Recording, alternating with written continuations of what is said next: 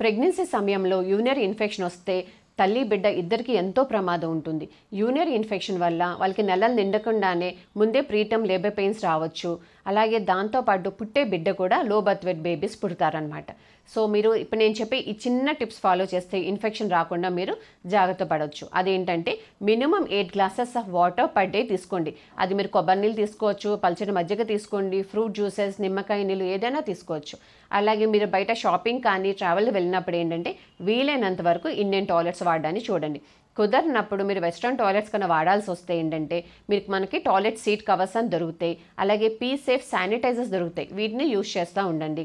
అలాగే మీరు కింద పర్సనల్ హైజీన్ ఎప్పుడు నీట్గా శుభ్రంగా క్లీన్ చేసుకుంటూ ఉండాలి. క్లీన్ చేసేటప్పుడు ఫ్రంట్ టు బ్యాక్ క్లీన్ చేసుకోండి. ఎప్పుడు బ్యాక్ టు ఫ్రంట్ క్లీన్ చేసుకోకూడదు. అలాగే సెక్షువల్ ఇంటర్కోర్స్ తర్వాత కూడా వెంటనే వెళ్ళి నార్మల్ వాటర్తో క్లీన్ చేసుకోండి. అలాగే కింద వాడే ఇన్నర్ గార్మెంట్స్ కూడా చక్కగా కాటన్వి, సాఫ్ట్గా ఉండేవి, కొంచెం లూజ్గా ఉండేవి వాడండి. Thank you.